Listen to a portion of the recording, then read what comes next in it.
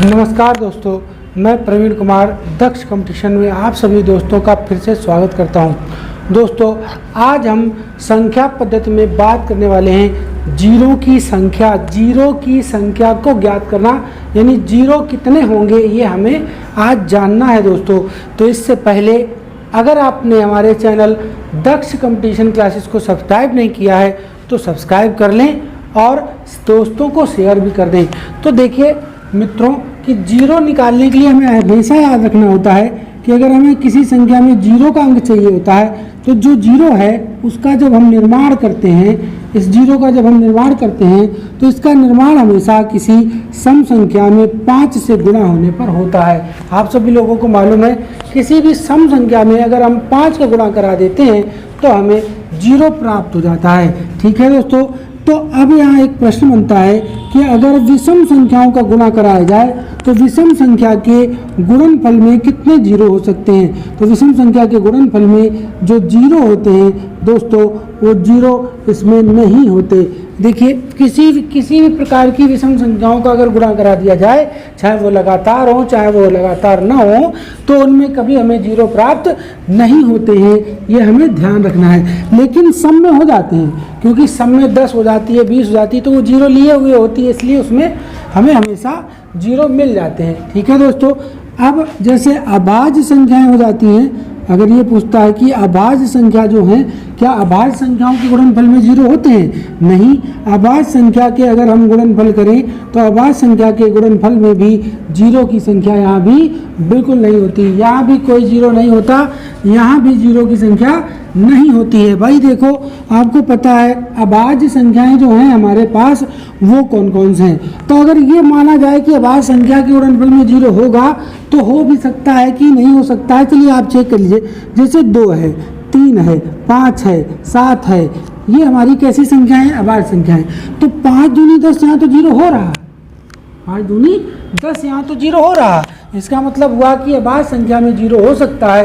केवल एक ही चीज़ याद रखनी है कि विषम संख्याओं के गुणनफल में कभी जीरो नहीं होता है। चलिए, क्या सम संख्याओं के गुणनफल में जीरो होता है?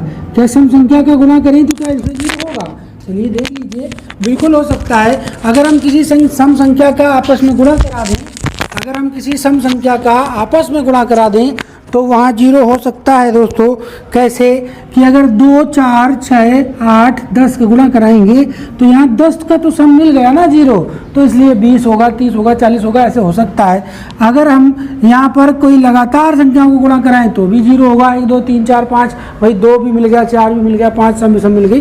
केवल जीरो कहाँ नहीं होगा? विषम संख्या में जीरो नहीं होगा।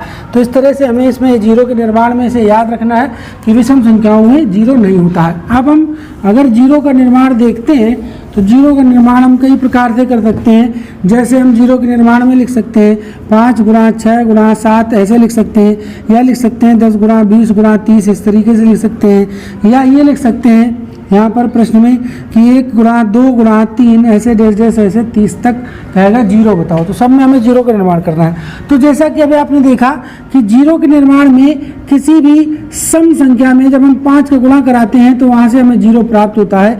तो जब हम जीरो को ज्ञात करते हैं तो जीरो को ज्ञात करते समय हमें यहाँ पर लिखनी होती है कुल संख्या लिख सकते हैं, और कुल संख्या में हम 5 से भाग करा देते हैं तो हमें जीरो का पता चल जाता है। ठीक है दोस्तों, तो ये जो जीरो है इसी तरह से क्रम चलता चला जाता है। जब हम कुल संख्या में 5 से भाग करा देंगे तो हमें यहाँ पर भागफल प्राप्त हो जाता है। हमें यहाँ पर दोस्तों भागफल प्राप्त हो जाता है। फिर हम उसी भागफल में हम फिर 5 से भाग कराते हैं तो फिर हमें यहाँ पर भागफल प्राप्त हो जाता है, इसे हम जोड़ देते हैं। फिर ये भागफल में हम 5 से भाग कराते हैं तो फिर हमें भागफल प्राप्त हो जाता है, फिर इसे जोड़ देते हैं। इस तरीके से ये जीरो का निर्माण हो जाता है। तो तब तक 5 से भागफल में भाग कराते हैं जब तक भागफल 5 से छोटा नहीं हो जाता है। ठीक है, तो जैसे यहाँ कह रहा है 5, 6, 7 का जीरो बताओ, तो 5 छक्का 30, तो यहाँ पर जीरो आ गया। देखो एक ही जीरो होगा। यहाँ पर देखो 1, 2, 3 साफ साफ दिख रहा है 3 जीरो है। कह रहा है यहाँ 30 तक संख्याओं में जीरो होगा। अब देखिए लगातार है 1 2 3 4 30 तक। तो अब यहाँ जीरो कितने होंगे दोस्तों? तो यहाँ जो जीरो होंगे वो क्या होंगे? 30/5। तो 5 छक्का 30, 6 हो गए। फिर 6 में भाग कराओ 5 से, तो 5 एकम 5, 1 आ गया। 6 में 1 जोड़ दो, 6 और 1 कितने हो गए दोस्तों? 7। यानी कितने जीरो होंगे? 7 जीरो होंगे। देखो बिल्कुल आसान है और आसानी से आप इसमें उत्तर को निकाल पा रहे हैं कि जीरो अगर हमें बताने हैं तो किस तरीके से हम इसमें जीरो को निकाल सकते हैं। जैसे कोई और प्रश्न लिया जाए, कोई और प्रश्न भी यहाँ ले सकते हैं। जैसे आपसे कह दिया कि 100 तक आपसे कहा सम संख्या, या ये पहले ले लेते हैं कि 100 तक सभी संख्या में जीरो ज्ञात करो। 100 तक सभी संख्या में गुणनफल में जीरो ज्ञात करो। तो 100 तक ये प्रश्न लिख ही देते हैं पूरे। तो यहाँ देखिए अगर हम पहला प्रश्न लिख दें तो हम लिख सकते हैं कि प्रथम 100 संख्या के गुणनफल में, देखिए गुणनफल में जीरो बताओ। तो ये देखो आपको जीरो बताना है। तो आप क्या करोगे? तुरंत 100 में 5 से भाग करोगे, 5 भी शाम 100, 20 आ गए। अब आपको क्या करना है? 20 में फिर 5 से भाग करना है, 5 को 20 आ गए, यानी 4 आ गए। क्या अब आप बताएं क्या आप 4 में 5 से भाग जा सकता है? नहीं जा सकता। तो इन दोनों को जोड़ दीजिए, यानी 20 और 4 24, 24 जीरो हो गए। ये आंसर आ गया आपका। ठीक है। अगर मान लीजिए ये कह दिया जाए कि प्रथम 100 सम संख्या में, प्रथम 100 सम संख्या में, या प्रथम 100 तक क्या सम संख्या हो और सम संख्या में जीरो बताओ। ये कह दिया जाए कि प्रथम 100 तक सम संख्या में जीरो बताओ। तो वैसे तो हमें पता है कि देखिए हमें पता है कि 100 तक 50 सम होंगी। कितनी सम होंगी? 50 सम होंगी। तो 100 तक जब 50 सम हुई तो 50 में 5 से भाग कराओ ना, 5 दाम 50, कितने जीरो आ गए? 10 जीरो आ गए। अब 10 में 5 से भाग कराओ तो 5 दूनी 10, 2 जीरो आ गए। अब आप बताओ क्या 10 और 2 को जोड़ दें तो कितना आ गए? 12 जीरो आ गए। यानी कुल जीरो कितने होंगे? 12 जीरो होंगे। प्रथम 100 तक सम संख्याओं में कितने जीरो होंगे दोस्तों? 12 जीरो होंगे। बिल्कुल सही है, ये आसानी से आप कर सकते हैं। या हम ये कहें आपसे, ये कहें कि 200 सम संख्याओं, 200 सम संख्या के गुणा में, 200 सम संख्या के गुणा में जीरो कितने होंगे? यहाँ जीरो बताओ आप। तो आप देखो 200 सम है, इसका मतलब इसी प्रश्न को हम लिख सकते हैं 1 गुणा 2 गुणा, सॉरी हम लिख सकते हैं 2 गुणा 4 गुणा 6 डैश डैश 200, ये लिख सकते हैं। यानी इसमें आपको जीरो बताने हैं कितने होंगे। तो भाई अब 200 तक अगर लिखा जाए तो यहाँ तो सम 100 होंगी, और वो कह रहा है 200 सम हो, इसका मतलब इसे हमें 400 तक ले जाना पड़ेगा। जब हम 2 4 6 गुणा ऐसे 400 तक लिखेंगे तब तो 200 सम होगी। तो 200 सम हुई, तो यहाँ तो साफ कह रहा है कि 400 तक 200 सम होंगी।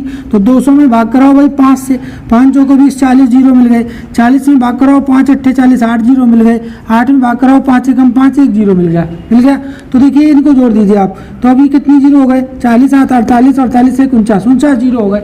भाई खत्म हो गया। तो इस तरीके से हमें यहाँ पर जीरो की संख्या आसानी से पता चल जाती है। और अगर हम प्रश्न जानना चाहें जैसे 1 का स्क्वायर इंटू 2 का स्क्वायर इंटू 3 का स्क्वायर डैश डैश, हमने आपसे कह दिया 50 का स्क्वायर और इसमें जीरो बताओ। अब यहाँ भी हमें क्या बताने हैं? जीरो बताने। तो बहुत आसान है। तो देखिए क्या करना है कि वही करना है, आखिरी संख्या है 50, इसमें 5 से भाग करना है। तो 5 दाम 50 यानी 10 आ गया यहाँ। अब 10 में भाग करो किससे? 5 से, 5 दूनी 10, 2 आ गया। इनको जोड़ दो, 10 और 2 कितने हुए? 12 जीरो है यहाँ पर। लेकिन अब यहाँ पर प्रश्न है कि सबने स्क्वायर लगा था, तो जो स्क्वायर लगा उसी का यहाँ गुणा करा दो। तो 12 दूनी कितने हो गए? 24, यानी 24 जीरो कुल इसमें हमें मिल जाएंगे। तो ये देखिए भाई स्क्वायर न कर देना, 12 का गुणा कराना है। अब देखिए जैसे 1 का क्यूब इंटू 2 का क्यूब इंटू 3 का क्यूब, ऐसे डैश डैश डैश। मान लीजिए हमने कह दिया आपसे यहाँ पर कोई भी संख्या ले लिया, जैसे 40 के क्यूब, और आपसे कह दिया कि यहाँ भी जीरो बताओ। तो अब आप आसानी से इसके भी जीरो बता सकते हैं। तो देखिए क्या है, वही करना है 40/5, 5 अट्ठे 40 यानी 8 जीरो हो गए दोस्तों। फिर 8 से भाग करो 5 में, 5 एकम 5 है, 1 जीरो हो गया। 3 बचा, 3 में 5 का भाग जाता है? नहीं जाता। तो ये 8 और 1 जोड़ दीजिए, कितने हो गए? 9। और घाते कितनी है? 3 लगी है। तो 9 तिया कितने हो गए? 27, यानी 27 जीरो हो गए। यहाँ पर देखो दोस्तों कितने जीरो हो गए? 27 जीरो हो गए। इस तरीके से ये देख रहे हो आप, जीरो कितना आसान है जीरो को निकालना, कोई दिक्कत नहीं है। केवल आपको 5 से भाग कराते जाना है, भाग फल में 5 से भाग कराते चले जाना है, तब तक भाग कराना है जब तक कि आपका भागफल 5 से छोटा ना हो जाए और तब आप आसानी से जीरो को ज्ञात कर पा रहे हैं, निकाल पा रहे हैं। तो इस तरीके से ये जीरो निकालने के प्रश्न हैं जिन्हें आप अच्छी तरीके से आसानी से कर सकते हैं। ठीक है दोस्तों, तो फिर मिलेंगे किसी अगले टॉपिक में, अगले किसी टॉपिक के साथ। तब तक के लिए जय हिंद।